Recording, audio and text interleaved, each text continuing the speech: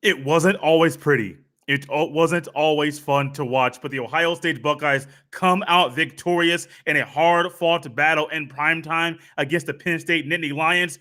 What did they do well? In what ways did they struggle? The good, the bad, and the ugly in this instant reaction in Ohio State's win over Penn State in primetime on this live episode of Locked On Buckeyes.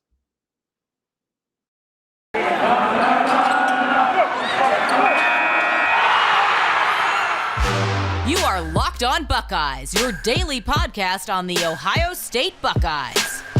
Part of the Locked On Podcast Network, your team every day.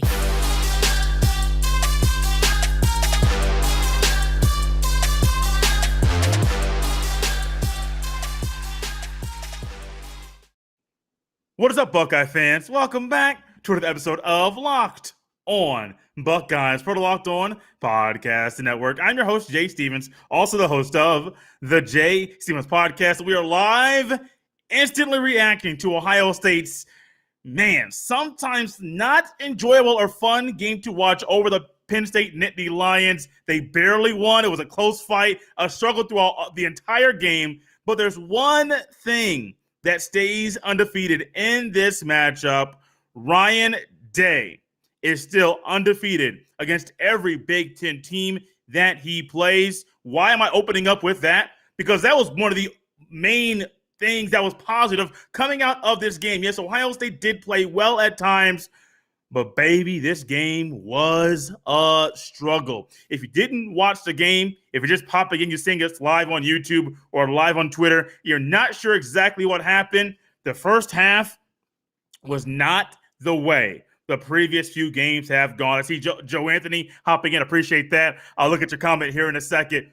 This game has not gone. It did not go in the way that the Maryland game went, or the Rutgers game went, or the Indiana game went. And all the talk coming into this game about Ohio State should be able to roll right through Penn State, about how Sean Clifford is not healthy, about how this defense gave up X amount of rushing yards against Illinois last week. This should be a breeze. That was not the way that this game went. Stroud struggled early. Ryan Day seemed to get out-coached throughout a lot of this game. Seems like for some reason, we're still playing soft zone. We're playing soft zone coverage, playing very, very soft. I know that they have really good receivers in Parker Washington and Jahan Dotson. Parker Washington and Jahan Dotson, that is. But for some reason, it seems like we're still going to play zone coverage. We're going to leave the passing windows wide open, and things aren't going to go our way throughout portions of the game via the passing game. Why do I mention that very, very early? Because Sean Clifford, coming off of the injury a few weeks ago, and he didn't look himself last week, he threw 52 times. And a guy that's injured normally doesn't throw 52 times for 361 passing yards. You normally don't see that. One interception, that was a great interception by Cam Brown in a crucial part in the game. But normally I don't expect a guy in Sean Clifford who is not healthy to be coming off in that way. Why did he have to do that, you may ask? Because Sean Clifford was partly the only thing good for Penn State at that time, because they could not run the ball. They couldn't run the ball at all. If you look back throughout this game, if you watch highlights, you'll see that Ohio State's rush defense was really, really, really, really good. I mean, to the point that when you're looking at some of the numbers and the stats that were there in this game, you're going to say, well, Jay, what were their rushing numbers that they weren't that good? 29 total carries for 33 rushing yards, 1.1 yards a pop. I could go down individually, but that collectively says a lot. Lovett had 1.5 yards a carry. Noah Kane, 5 carries for 13 rushing yards. Kevon Lee, 3 carries for 9 rushing yards. I mean, these guys were not able to run the ball. And I got to give credit to the Ohio State defense. But through Stroud's struggles early on, Henderson was not able to get off and get loose and run the ball early. Ryan Day, for some reason, kept running the ball up the middle. The Ohio State defense and defensive line, I got to give credit right there, because at the time when the Ohio State offensive line did not move the ball or move the trenches and win that battle in the trenches, the defensive line stepped up in a huge way. Tyreek Smith, we'll get more specifically about some of the struggles, but Tyreek Smith stepped up, and after missing numerous games, a few weeks in games due to injury, he was back. And he came back in a big way, and I was so happy to see him back because in crucial moments, he was in the face of Sean Clifford, in the backfield, causing disruption, causing the offensive line of Penn State to have issues over and over and over and over and over and over again. Guys, this team, I could be negative all day long. I'm going to try to turn the tide a little bit. Instead of being negative, let's think about something like this. This team won. I mentioned all the negative things up front on purpose. I mentioned day up front on purpose. This team won. You won a Big Ten game against a top 25 opponent that even though they lost, they still might stay in the top 25 because Penn State is a good football team. They found ways to slow down Ohio State. They found ways to stifle the attack of Ohio State. At times, they made Ohio State one-dimensional, which is something that not many people have been able to do all season long. Ohio State struggled, but they still won the game. And that's something I think everybody should be very happy about. Yes, we'll spend all week long talking about and hitting on the struggles, the weaknesses of this team. But let's take a minute to realize that they won this game. Was there any doubt in your mind that Ohio State was going to lose this game with how they looked and with how they played? Was there any look at as far as how Ohio State, with their struggles, they were going to be on the opposite side at a loss to the loss column? Instead of having one loss currently, they were going to have two. Was there a doubt in your mind? I mean, I'm just going to be honest with you. About 5 minutes to go in the game. Yes, well, about 6-7 minutes, honestly, I started preparing for this show and getting my notes ready. But I put in the notes, a win is a win.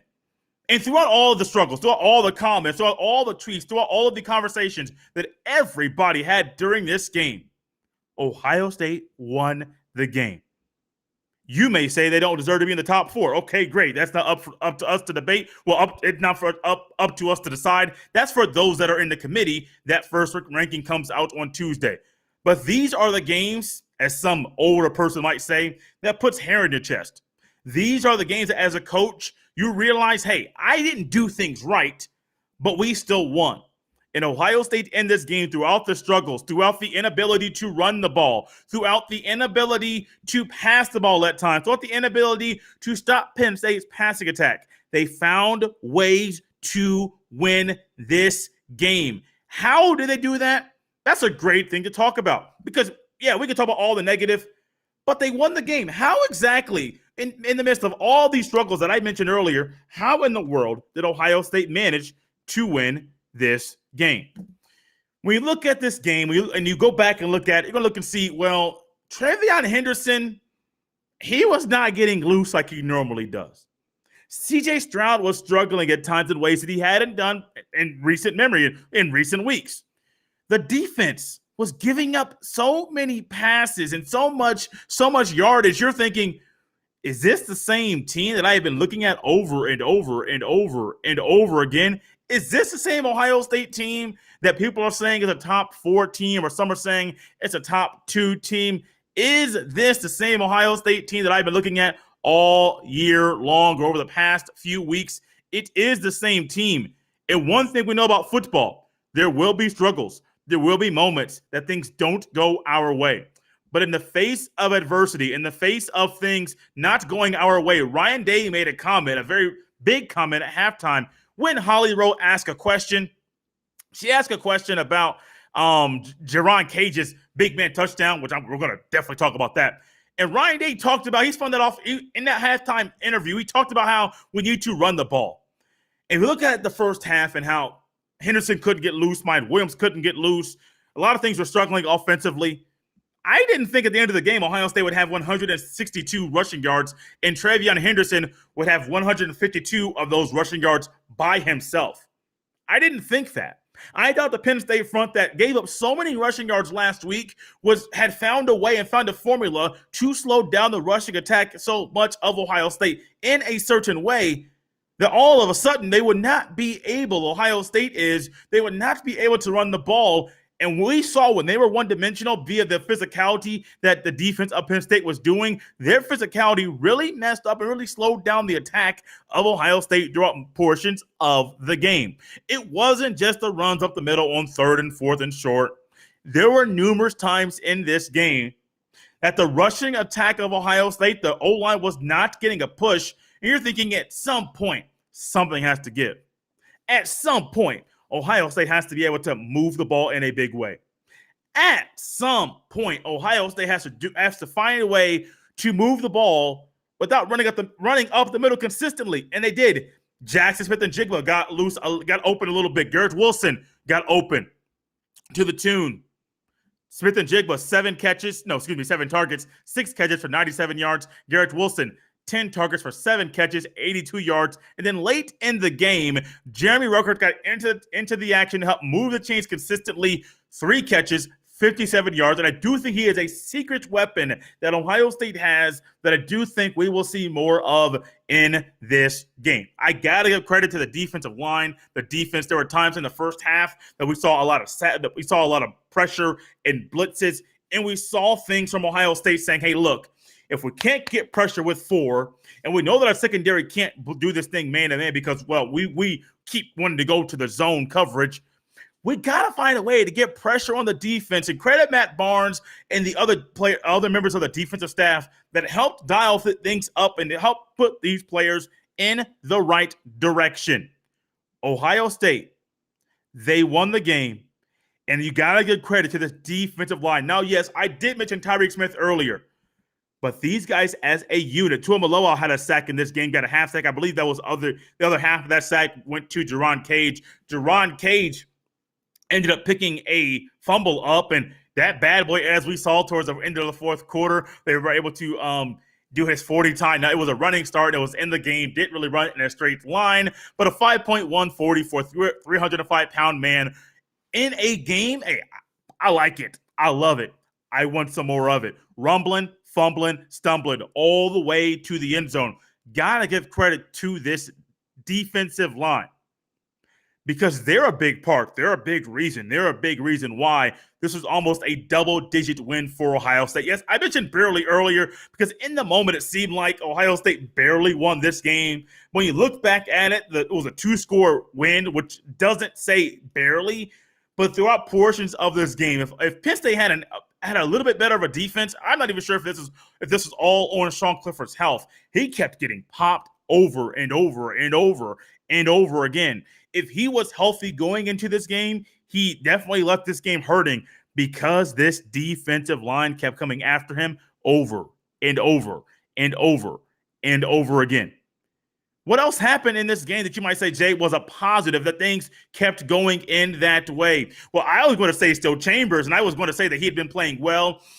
OT came in and had a big sack. I believe it was a sack or a stop on third or fourth down.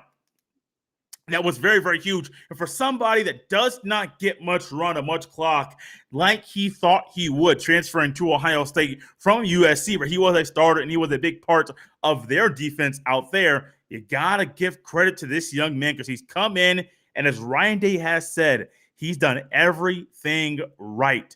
And there are times that I know, myself included, that if I had to go through what he did just to get eligible and I was paying my own way through Ohio State, I probably would be a little disgruntled. I might even change my attitude. I might be somebody that you don't want to be around. However, what we see with this young man, he keeps coming in and over and over and over and over again. These guys keep on doing what is needed to consistently. Now, OT is the man we're speaking of specifically, but so many players on this team continue to fight, continue to do the things that need to be done so they can be successful on the football field, so they can be good student athletes, keep their grades up so they're not kicked off the football team, and so that other players can look at them and say, hey, if he's doing it, I can do it too. I'm looking at my notes here very quickly. Not only the fourth down that Cam Brown got the interception with the Tyreek Smith pressure, that's exactly what it was there. But this offense, in the midst of adversity, in the face of issues, in the face of the offensive line who struggled in this game, we saw latter part to this game, this offensive line opened up holes, and they found ways, either Matt Jones or Paris Johnson. I got to give a quick hats off to Matt Jones because somebody that I believe should be on the field more. I don't know if he'll be able to, if he's a, I'm not sure how you add things in, or if you want to wrinkle things in and you want to say, hey, well, we're going to pull this guy. He started all season. We're going to put this guy in because he's good enough to play. I'm not sure how Ryan Day and Coach Stud and Kevin Wilson, the OC, how they implement that type of system. But when Matt Jones comes in, or if Paris Johnson comes out, it seems like they are back and forth and just simply doing what is needed from them to be successful. I think that's very vital with this offensive line because we talked about communication prior on Friday's episode, and the communication that Ohio State needed in this game, offensively and defensively, sometimes it wasn't there. But when Johnson and Jones, Matt Jones that is, are in the game, it seems like sometimes good things happen. Now, there are times you try to run behind those two guys, and they can't open the hole. I mean, it happens. You're not going to open the hole every single time. However, one thing you can do is get up, get back at it, and keep on going, keep on pushing, and keep on striving. We saw Paris Johnson Jr. in the fourth quarter open up via him and DeJuan Jones, open up a big hole for Travion Henderson, and that boy skedaddled through the hole and got loose. Now, what are some struggles that Ohio State had in this game? We mentioned some of the positives and a couple players that were playing very, very well in this game. What were some negatives in this game? Well, let's just go to my first half thoughts, and you'll see some of the struggles that Ohio State had in this game. Stroud struggled some passes were low. We weren't used to Stroud throwing high passes. Some of his passes were low. This kind of tells me, one, the timing of what he was seeing versus what his eyes were seeing to the brain communicating with his body and then maneuvering and throwing the ball in that way. Seemed like there was some confusion with himself with what he was seeing. Travion Henderson was not able to get loose in the first half, and I honestly thought that was going to be the scene and the story throughout the entirety of the game because of how well Penn State's defensive line was playing in this game. The offensive line communication was poor. Trying to be delicate. I want to use some other words, but I'm trying to be delicate for the kids may be listening. The communication was absolutely poor. Why? Because one thing Penn State did that I know frustrated Ohio State offensive linemen and Ohio State fans. I'm watching this game, and normally sometimes they're one technique or three techniques. They're a little bit further off the line than normal, which to me kind of tells me anticipate a stunt or a slant. Anticipate some movement that where he is now will not be where he is after the snap of the ball. It could be he's going straight. It may be no slant left or slant right or a loop around left or right, depending on what is called via the defensive coordinator of Penn State. Those are all things that happen. But one thing I noticed with him being further off of the line than normal, one thing that may come is a slant or a stunt. If there were numerous times he would go left, there would be a defensive end that was on the outside of him. He would go left, so the D tackle on the right side would go left, the right D end would go left, and then you would get a linebacker looping around to the right, and that's massive confusion. There's also times that Thayer Mumford, who many believe was that some and myself and going into the season thought, oh, Thayer Mumford's a future first-round NFL draft pick. I don't know if that's going to be the case after some of the things that we have seen from him this season. He's a good player, but I don't know a first-round caliber, especially with some other things I've heard about NFL prospects, draft prospects, and how well this class may be at the top. The communication, there was too many times, I saw at least twice where he was chipping his man, going to the second level without communication, where his man that he chipped, the man right in front of him, was left wide open, free to get into the backfield. Communication, not just in the first half, but in the second half from the offensive line, needed to improve, needed to get better. O-line, the D-line, they did seem determined, and we talked about that a little bit about a few minutes ago. The defensive line definitely seemed determined in this game. Olave was open. Now, the one big play that I didn't talk about earlier, which I need to mention now, with Olave being open in the first half, wide open, that was a move. He was on the right side of the offense. He made a move inside, and the defender, was also a zone, they weren't able to rotate and get there quick enough to where Olave was wide open 5 to 8 yards on either side of him. There was a defender on the right, a defender on the left. 5 to 8 yards was the distance between both defenders and Olave, and Olave goes in for the touchdown. That was a sign of hope, a sign of positivity, but still there was so much more struggle from Stroud and the rest of the team throughout this game. Even though the run game was off, these guys didn't get down. The run game, I mentioned Henderson being off, but the run game in general was off, and play calling. I normally don't go against play calling. I normally don't even talk very much about coaches, but there are two coaches we'll talk about to close out this show, because there's two things that I know as I was watching this game, and I was texting some people throughout the game, sharing some frustration. And one thing that kind of popped into my head, Ryan Day is known as a great play caller, a great in-game adjuster. But in this game, it seemed like his aggressive nature was one that confused me at times. Take the points. In a close game, where the game could be closer, where you have some fumbles early on in the game, where you have you have way too many pre-snap penalties, and you're just not sure what's going to happen because you're just not sure how your players are going to respond, or what may happen to where they move pre-snap and they get an offsides or they get a false start penalty or illegal motion, or all the things that can happen pre-snap that can move you backwards instead of forwards. Ryan Day, and there's one thing I will harp on right now.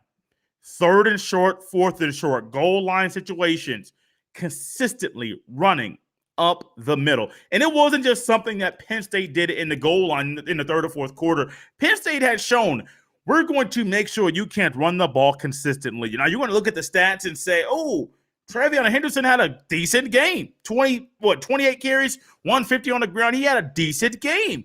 If you go back and look at it, you're going to see the game that the stats have, the game that Henderson produced those stats might be a little bit different than how you feel when you watch the game, because there's too many times the run up the middle didn't work.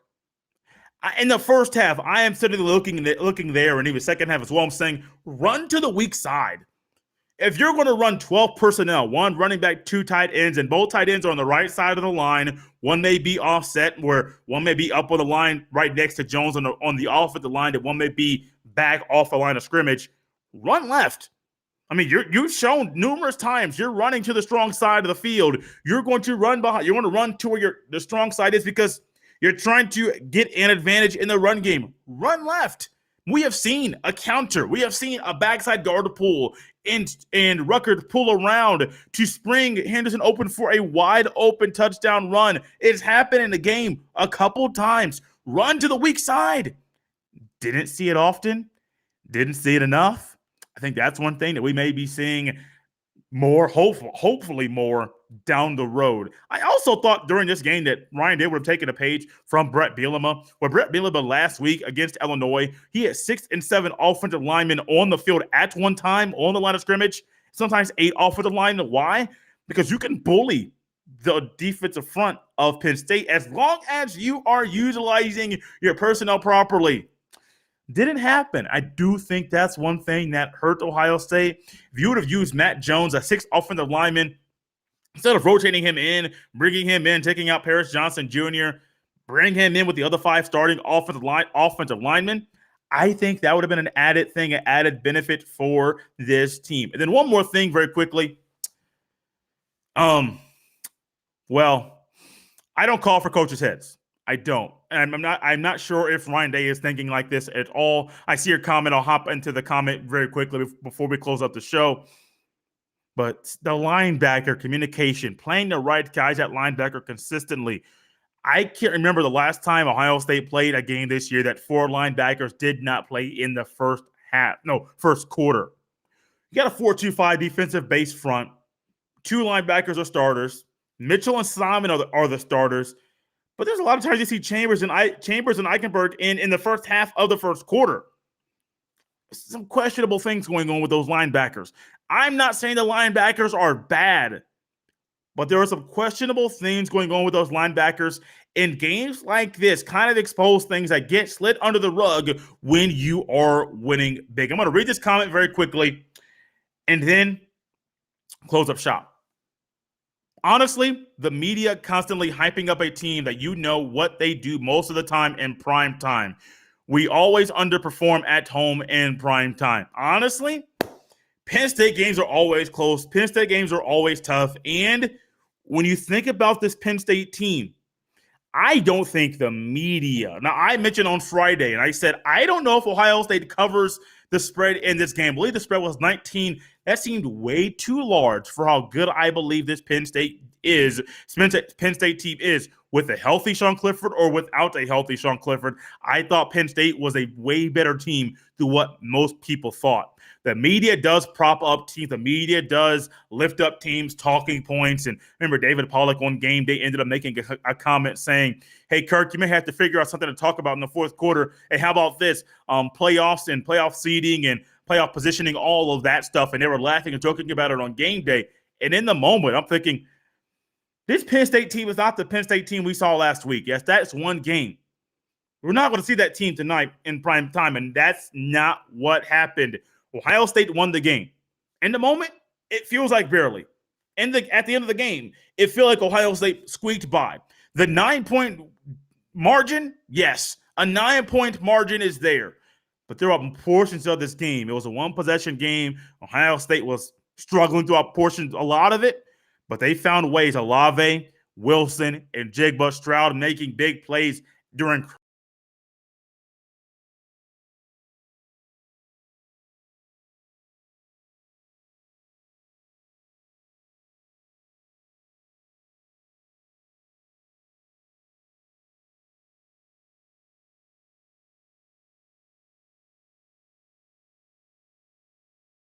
win over the Penn State Nittany Lions.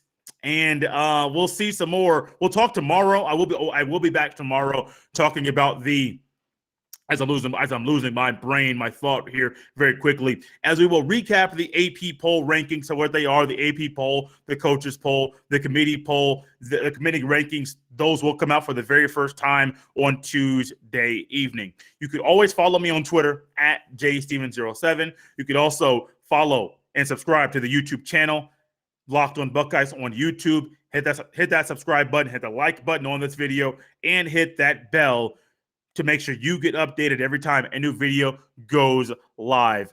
In the meantime, make sure you check out the Locked On Big Ten podcast. I will be on that podcast on Monday, along with its host, Nate Dickinson, as him and I will be recapping this weekend's games in the Big Ten Football Conference. Ohio State wins. They beat the Nittany Lions 33-24. A win is a win. There's a lot to build up off of this. Positives to take away and negatives as well. We will be back all throughout the week recapping this game and getting you ready for next week's game, a road test against the Nebraska Cornhuskers.